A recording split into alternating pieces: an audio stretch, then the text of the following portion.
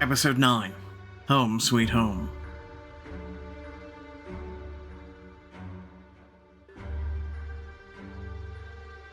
Audrey stepped gingerly into the swirling mist beneath her feet. Its coolness pleasantly brushed her bare skin.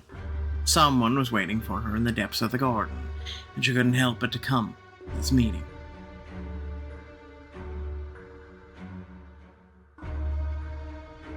Is this a dream? The darkness thickened, smudging the contours of familiar things. Audrey approached the bench and sat down beside the guest. I know you have Astrea, and you're making the same mistake again. She tried to read his expression. He remained surprisingly calm. Not accepting your offers? You're misusing pure light. As long as you continue to ignore Astrea's true nature, this world cannot be saved. How are we supposed to use her? As a symbol of faith, Audrey. As a guiding star that leads you to paradise, not to hell. Do you even want that? He smirked. That's what you humans were supposed to want. Then maybe I wouldn't have stepped onto this earth. And the apocalypse wouldn't have started. Maybe. Maybe not. There are far more roles in this play called The Death of All Things than you realize. The lead actor has already descended from heaven. Be knocking on your door soon. Audrey felt her insides twist with fear. Malik spoke calmly, but his quiet voice carried the whisper of death itself. What if we start praying to Astrea? Her attempt to cling to faith amused him. Oh, it's never too late to start praying, Audrey. She fell silent, fighting the horror rising within her. Malik turned to her, studied her face carefully. Why do you want my mother? Audrey swallowed hard and whispered, Weren't you created by the abyss? Do you want to know how it really happened? Will you actually tell me? I do. Well then, listen up, curious fox. Malik crossed one leg over the other and leaned back slightly. His casually rested his hands on the edge of the bench.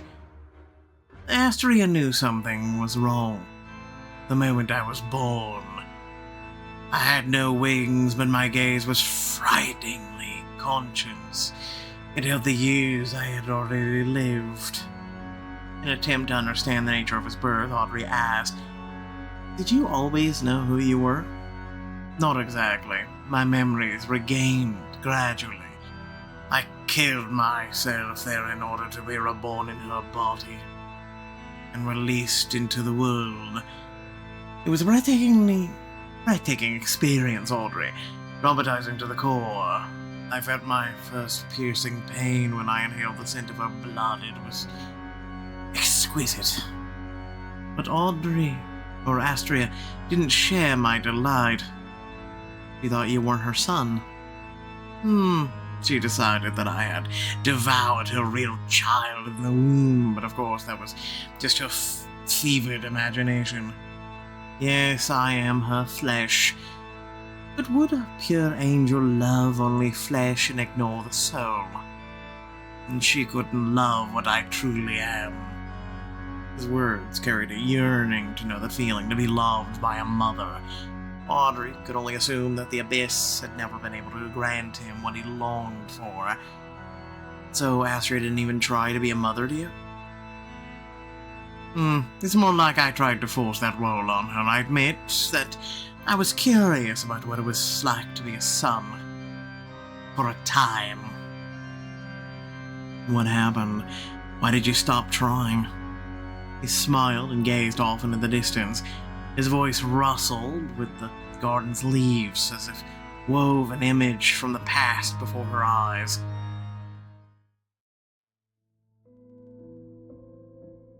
The little boy slept peacefully in his modest bed. His mother seemed to guard his sleep standing by his side. The boy dreamed dreams she'd never had. So many faces appeared in them that there were hardly any space even in his mind. People reached out to him, so lonely, miserable, desperate to be heard, to be forgiven. Her children reached for him, though they should have reached for her, for the light. The boy listened intently, even when the pleading came only as a scream. He still knew the meaning of every cry. The woman sobbed. She stepped away from the bed, then returned almost immediately with a pillow in her hands. This boy had terrified her for so long. She had finally realized that he was her punishment. He was the mistake that Sheppa would never forgive. He would bring ruin not only to her, but also to all of her children, both born and unborn. He would lead them into darkness. Her hands trembled as the shadow of the pillow loomed over the child's angelic face. It froze just a few inches away. The boy opened his eyes.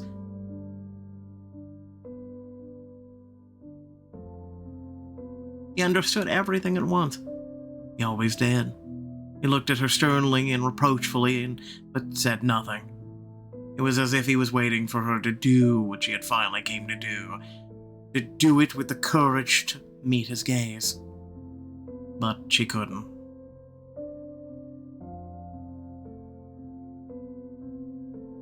She wanted to kill you.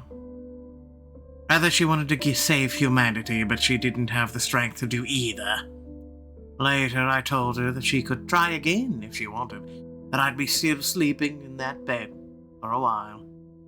But even if she finished the job, it wouldn't change anything. Seeing her sad face after that was too much for me, so eventually I left. Where did you go? To my father, as usual. The beast became a better father to you than Astrea was a mother.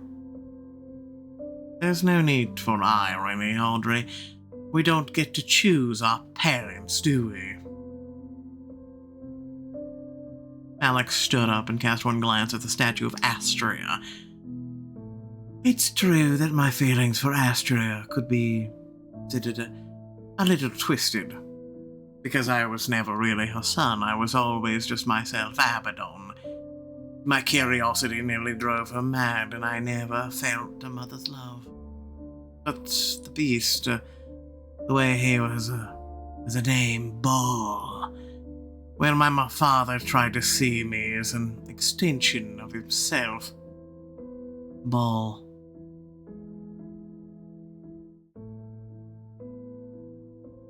Immortals really are amusing. No less so than you humans. Such miserable creatures, I actually grew fond of them. The wind howled long and low. Only then did Audrey realize that she was shivering from the cold. This isn't a dream. You can go now. Just like that. We're not even going to talk about the book? Why did you even come? I came to give you a chance to do the right thing. Audrey suddenly realized that he wasn't talking about the book or the end of the world. He was talking about his mother. But she's one of the immortals and she's afraid of him, so what does that mean? Malik.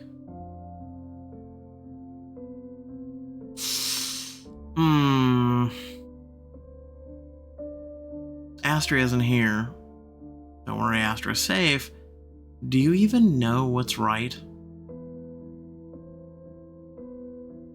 I mean, I kind of want to ask both, but Astrea is safe. Astrea has never been safe, and she never will be. The light is too bright for this world. Humans want to hide in the dark so no one sees their twisted thoughts. Audrey shuddered again. She wrapped her arms around herself. I should go. Without waiting for a reply, she headed towards the house. His figure remained still. It was only when she reached the hall that the shadows of the garden swallowed his silhouette. The birth of a new day brought new questions. Astrea woke with a flood of them. Was I dreaming, or was Malik really here? What about Fel? The answer to at least one of her questions lay on the bed, a small bundle and a note. The elegant handwriting instantly revealed the sender's identity. I almost forgot about a gift for you. From France, Astrea. The gesture's inappropriate timing left her speechless. He's completely insane. A gift from Malik. The weightless fabric slid pleasantly over her skin. Should I wear it on my head for the end of the world? Astrea got out of bed and headed for the shower. She could sense it all too clearly that this day wouldn't be an easy one. Outfits were designed by readers as part of a contest. As best as you're getting, all of you. Anyway, emotional balance. There we go, let's go back to this one. So a nice little suit with no pants. Got it. The demon within, which actually kind of dig. Heavenly provocation. Inhale, which is actually kind of nice. To the last drop. Ooh, I like the bleeding heart thing. Actually kind of nice. I'm gonna go with the demon within.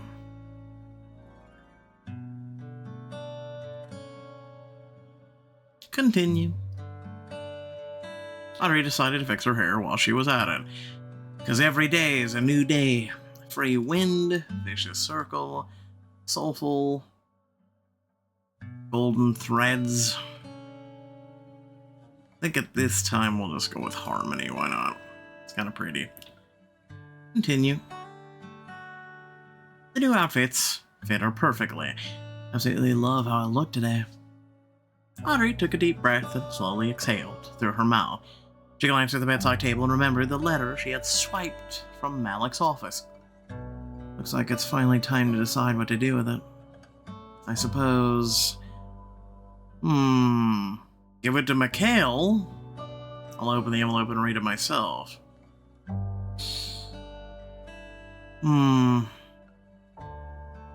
Give it to Mikhail. Belle's message lingered in her mind. I hope I don't regret telling Mikhail. If Fel's words were just words, she probably wouldn't have dared to talk to him. But I have proof in my hands, and I still see Nom's image in my mind. She was too exhausted to keep doubting this, so she clenched the bloodied feather and headed for the superior's office. The Archangel stood up from his desk to greet her. Astrea, you're early. Did something happen? She shut the door behind her and spoke so hesitantly that even Mikhail was confused. I have something I need to show you. Feather, give it to him. The feather had a staggering effect on the immortal. He barely touched its snowy tip before pulling his hand away. Where did you get this? Fel came to me. He was too stunned to react and didn't comment. Astrea continued. She asked me to tell you that Nom is alive. She saw him. Your brother is in prison somewhere in heaven. He ran a shaky hand through his hair and put it on the desk, as if uncertain what to do with it. Did she share this memory with you? Yes. I'll show you. She stared unblinkingly into the immortal's eyes. Mikhail cautiously met her gaze. The horror she had seen was vividly reflected on his pale face. Fel slipped easily through the shadows. There were plenty of them there. The darkness, thick and penetrable, was barely broken by the dim fire of the torches. The demon winced. The deeper she went, the harder it was to breathe. The stale air was soaked with mold, decay, and clogged her lungs like cotton. Whispers and moans echoed from all directions. They were both so distant and so near that it felt like the building itself was dying in agony. Mikhail. The familiar name made her freeze. She pressed herself against the slick, cold bars. There, in the depths of an unlit cell, something shifted, dragging long chains. Who's there? The prisoner groaned as he tried to get up. The small creature beside him squeaked indignantly, distracted from eating his emaciated flesh. Mikhail, have you come for me? A sliver of light illuminated the prisoner's face. Fel was speechless for a moment. Are you Mikhail's brother? The angel stubbornly repeated the same name, ignoring the maddening reality. It's so cold here. Do you have a blanket? Fel closed her eyes, fighting the urge to help him. Hang in there, Nom. I'll tell your brother that you're here. She took off her cloak and shoved it through the bars. With effort, she tossed it into the prisoner's hands, driving away a few of the more creatures that were crawling near him. Nom's whole body was trembling. He wrapped himself greedily in the cloth and closed his eyes. Hang in there. Before leaving, she picked up a long, blood-stained feather from the floor. She gave the prisoner one last look and hurried on.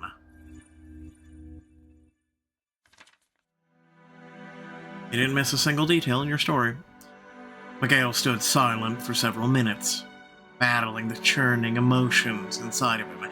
Fel's actions and words had shaken his view of the demon. Audrey prayed that doubt would smother the hatred in his heart, if there was any at all. It's been so many years.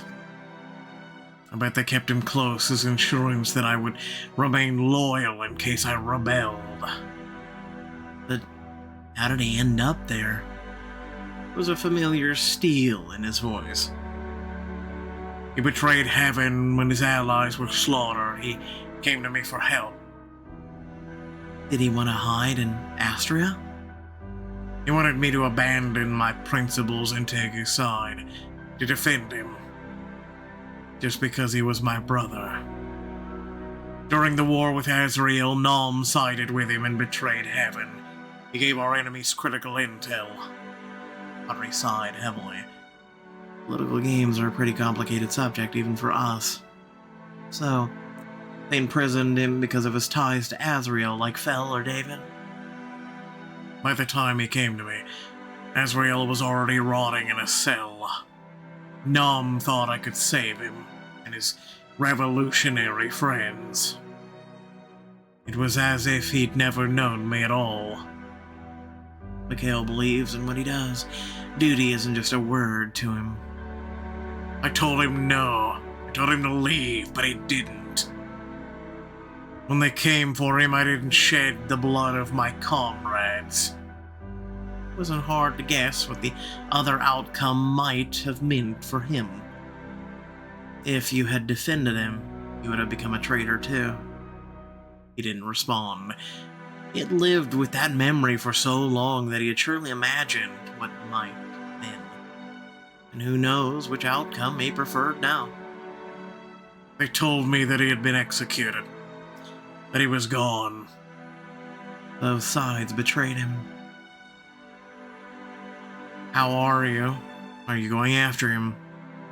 You should talk to Fel. I know she let you down, but I think you need her knowledge. She didn't gain it easily. She found Nom by accident. Still, this changes a lot.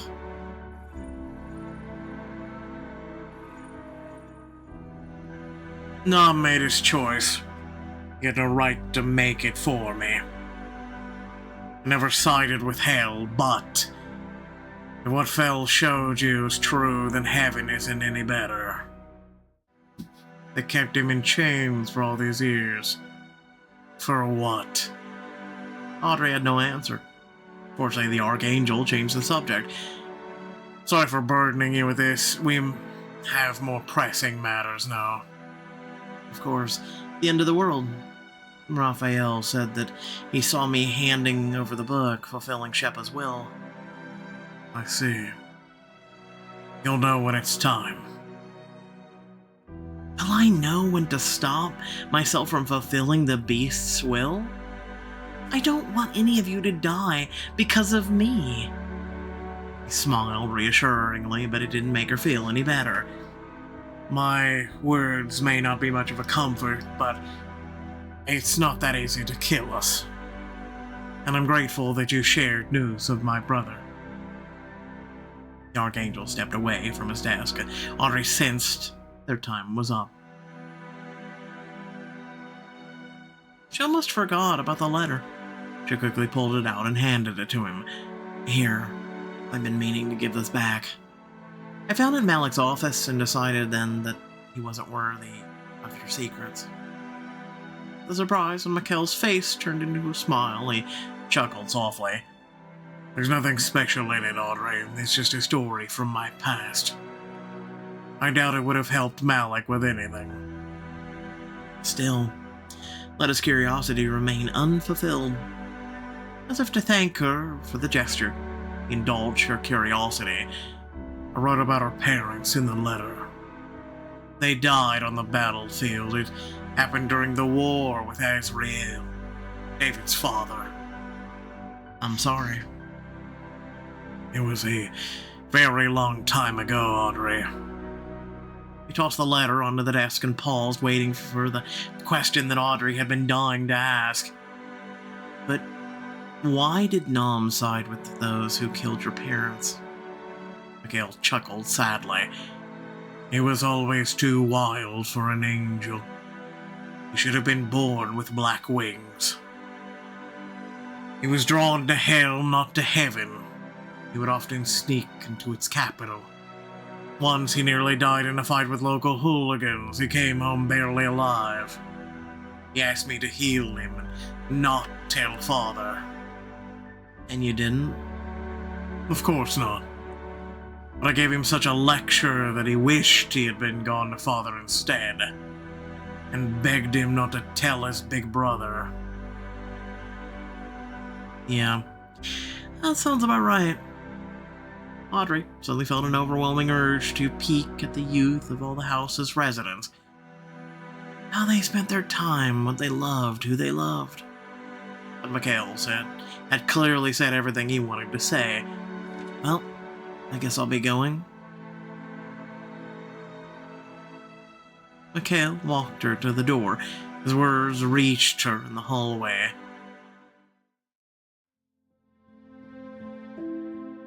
And Audrey, try not to leave the house. Who knows what this day has in store for us? With her head in the clouds, she climbed the stairs to the second floor and stopped at the landing. Somnus stood by her bedroom door like a ghost. Red eyes held a strange sort of anticipation. I was coming to see you, buddy. I heard that Raphael shared a prophecy with you. Care to tell me what he saw? Somnus didn't move. Standing right in her path, Audrey stood opposite the immortal. Why don't you ask Raphael yourself? I want the answer from you. I see. I doubt that's the real reason. Answer evasively. Try to go around. Snap at him.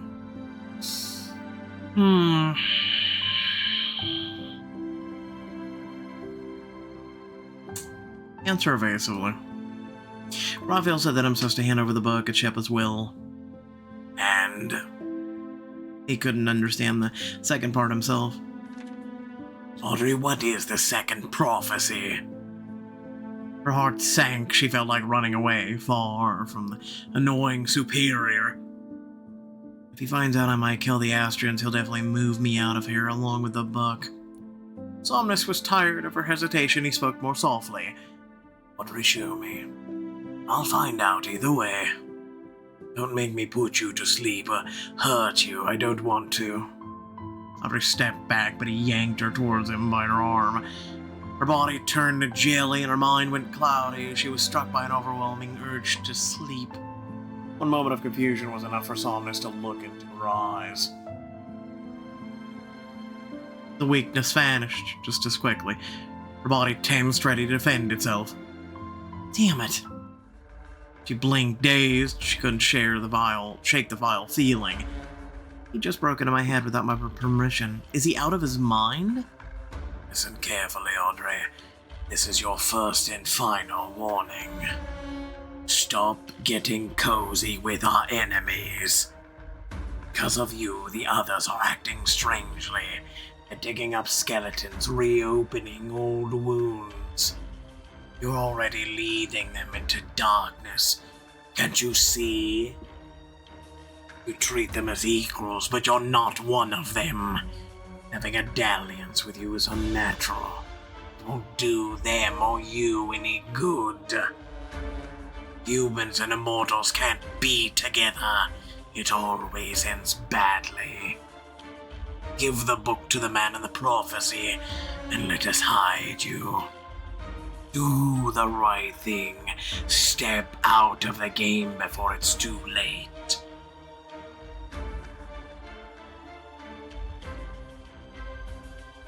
I don't want to hide away somewhere and rot in a prison for the rest of my days. Behave, and there will be no chains. Audrey tried to leave, but he gripped her more tightly, painfully. Don't forget, Audrey, that I'm only being nice to you because you're meant to carry out Shepard's will. Ow, that hurts! Omnis ignored her squeak and hissed in her face. Furious and I are going to heaven now. We're trying to rally more immortals for the final battle. In case you haven't noticed, we're preparing to spill our blood. But all you have to do is shut up and stay put. Can you manage that? Out of nowhere, David crashed into Somnus like a hurricane. He grabbed the superior by the collar and pinned his skinny body against the wall. Have you gotten tired of living? Somnus smirked crookedly. Didn't even try to shake David off. I hope I'll be invited to your execution. One day you'll slip up and face your punishment. Keep dreaming. Yours might come first. Somnus raised his hand theatrically in a gesture of a truce. David, you know I would never hurt her. We all need her alive and well. But withholding important information isn't right. Don't you agree? If she withheld it, then there was a reason. David let him go. The Inferiors need to beg heaven for an army. Her calm voice soothed him. David slowly unclenched his fists. Somnus slipped away without a word, unwilling to test his luck. She watched his retreating back. Audrey sighed in relief. Thank you. David glared at Somnus's withdrawing figure and asked, what did that toad want with you? It was all because Raphael's prophecy. He said that I might kill you all. I see. Audrey poked him in the shoulder and hissed indignantly. It's not funny. The moment I hand over the book, Somnus wants to lock me in a basement. Let that pervert put Furious in chains instead. I've got other plans for you. Oh, really? What kind? Fire in his eyes shifted. Rage gave way to playfulness. In one swift movement, David pulled her to him and wrapped his arms around her waist. He whispered hotly in her ear, I'm going back to hell with you. Once you're free of that cursed book, I'll make a wish and turn you immortal. I'll lay all of hell's fire at your feet if you want, or a tiny remote island all to yourselves. His kiss crashed down on hers suddenly as his words. It took her breath away and knocked the ground out from underneath her feet. But it felt so good. Audrey cupped his face in her hands and whispered, breathless, Whatever you say, my love. I'll follow you. David spun her around in his arms and then suddenly grew serious. Did Raphael say who you're supposed to give the book to? We could dash off and forget all about Astrea tonight. Sadly, all I know is that it's a man, but Raphael said I'll know what to do when the time comes.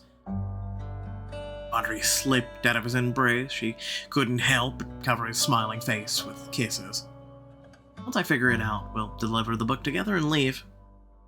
Saying goodbye to the demon was no easy task. David nearly tripped on the stairs because he kept glancing back at her every second. Gosh, what a man. She flew into her room as if on wings, instantly forgetting about her unpleasant conversation with Somnus.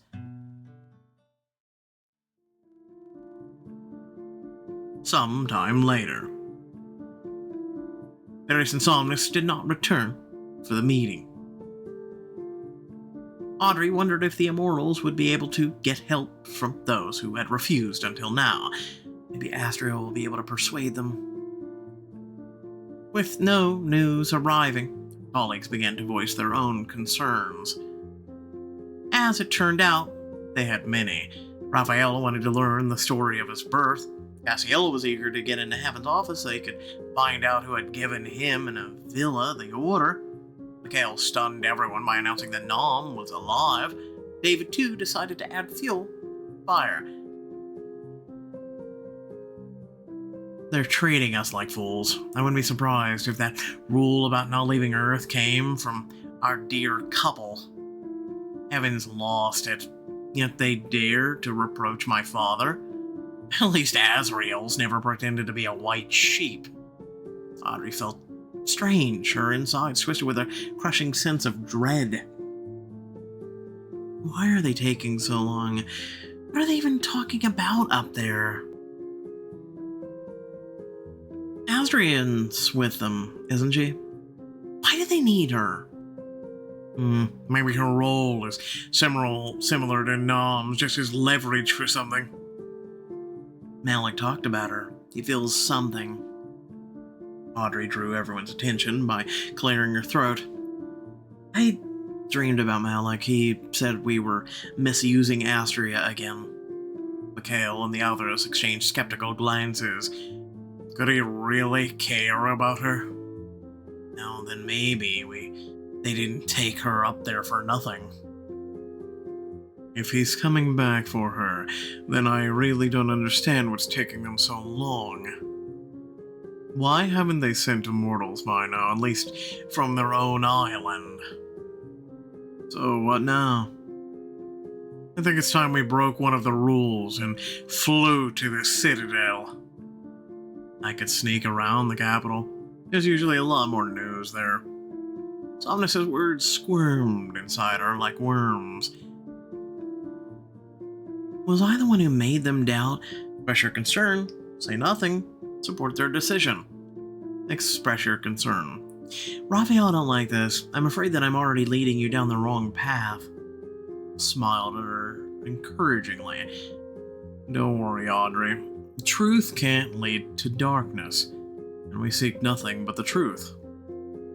His words didn't reassure her. What's the point of that truth if it kills you? We've lived in lies for so many years. Sooner or later, we would have found the truth ourselves. It's true. You really shouldn't stay here until we get back. Audrey, you know where the book is and can take it, right?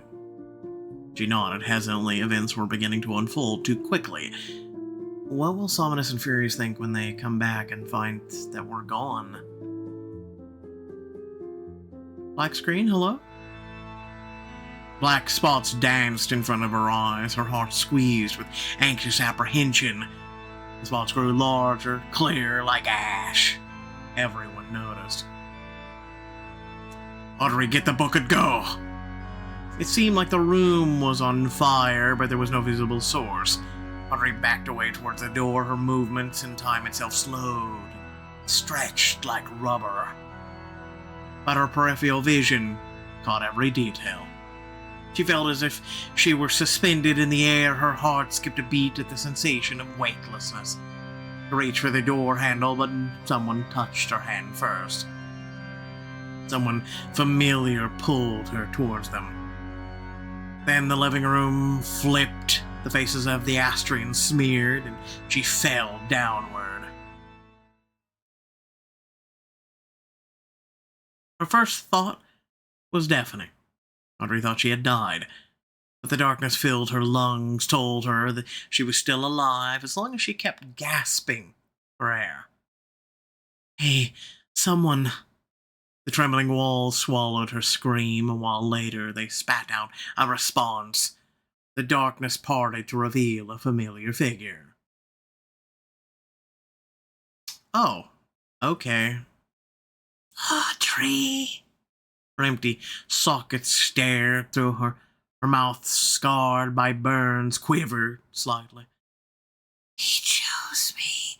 He finally chose me because you didn't fit. I knew. I always knew it should have been me. Me. I was born for him. It's such bliss. Ruth. Ruth didn't let her speak. She cried out, compel and command, O Great One. Let the whole world kneel before you, and those who do not submit to your will shall become dust beneath your feet. The familiar words brought a wave of nausea to Audrey's throat. Stop it, Ruth. Shut up. Another figure appeared, predatory and graceful. Oh, let the blood boil in my veins. Let the sea be troubled and wash away all that lies in your path, O Great One, and never again shall it be calm. The woman who had almost killed Cassiel raised a dagger, never dropping her smile. Audrey tried to shout over her words, which poured endlessly from her lips. She knew what would happen when the words ended, and she knew she couldn't let that happen. You can't do this. She didn't risk grabbing the dagger. The woman pressed it to her own neck. Still smiling, she drove it slowly into her throat. Long live the new world, built on the ashes of the dried bones of the unfaithful and unfaithful alike. Life still flickered in her body as it fell into the trembling darkness beneath her feet. She died instead of Harry, which means, now I'll come to you and sit at your table. The darkness parted in reverence, letting its master through. Upon hearing his voice, Ruth collapsed to her knees and lifted the dagger to her throat. Sweet, loyal Ruth. Why did you bring her here? I need Audrey somewhere else. I'm sorry. It's fine. You just wanted to say goodbye, but your friend and I have to leave now. Could you hurry? Hands trembled, her body refused to take its own life. Audrey, since you're here, do you care to help me? What?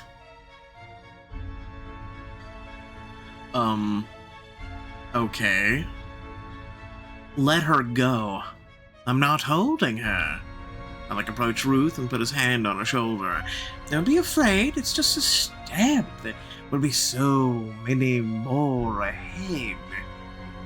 His voice calmed her, trembling stopped. To end it quickly, Ruth stabbed her neck sharply, jerkily.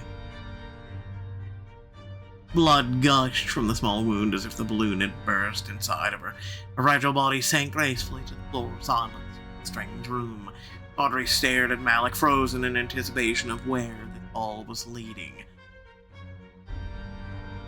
The ritual was complete, but nothing happened. A clammy, quiet horror gripped her body. It all seemed pointless, death for death's sake, nothing more. It was as if the man in front of her were no different from her father. As if all of his beliefs were fiction, a game of his sick imagination that had claimed dozens of lives. Oh, I can see what you're thinking, Audrey. Your thoughts even offend me, but I'll be able to change your mind soon. Let's go. The world shook again, and Audrey was back in the living room. The air temperature had dropped so much that she felt as if her body were being pierced by icy needles. The immortals hadn't even noticed that she'd been gone. All eyes were fixed on something above. They were drawn to the ceiling as if pulled by invisible strings. Something unfamiliar was forming there, a vortex spun from darkness. It gathered speed and expanded. Everything it touched lost its shape. Now it's my turn, Oh, excuse me. Now it's my turn to try and crush you like insects with my power. At the heart of the vortex appeared its creator. My strength has returned to me, so now we can really get to know each other. It's a shame everything would be over so quickly.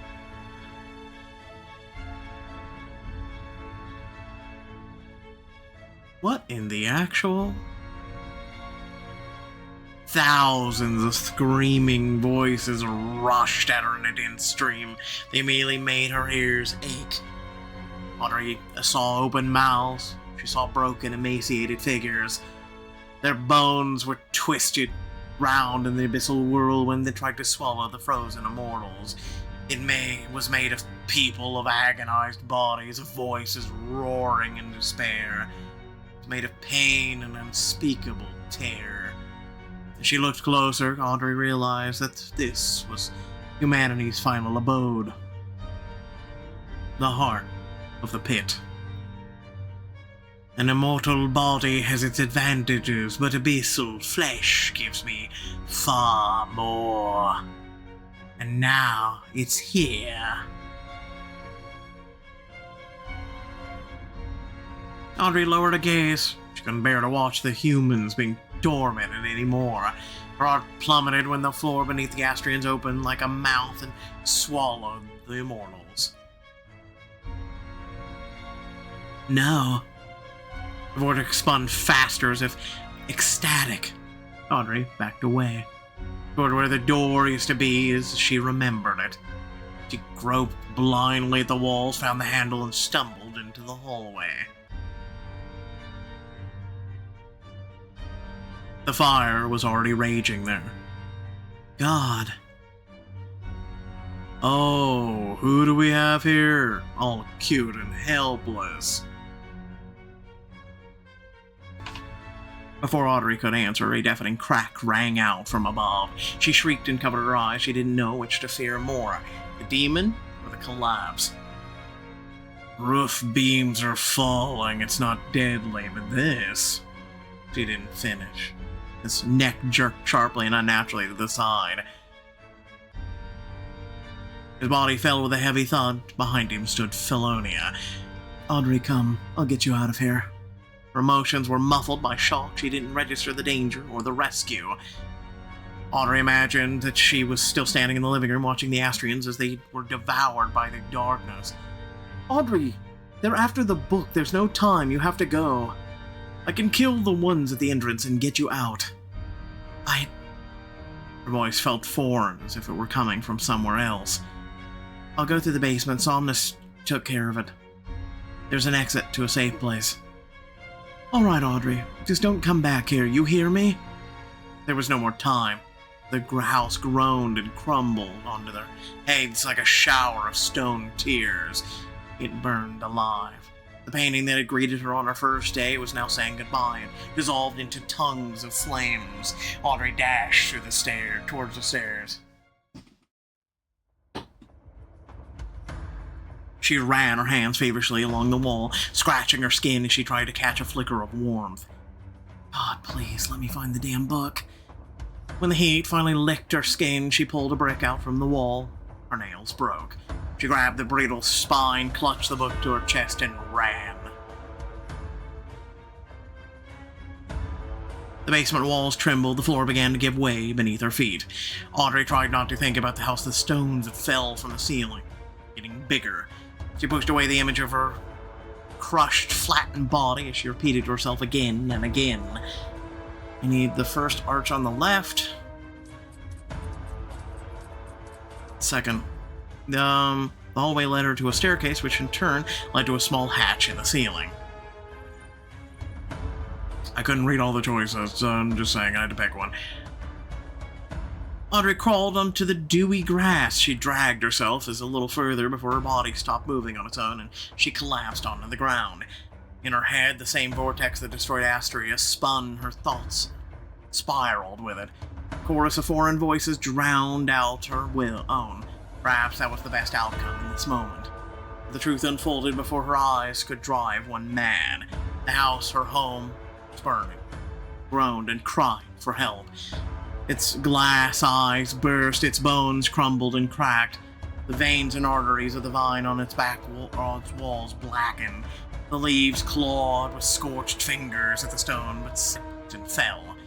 As she watched the unspeakable cruelty unfold, Audrey realized that it wasn't the building that was burning. It was her entire world, and the darkness that had come for her destiny, taking everything before the light could appear. Okay.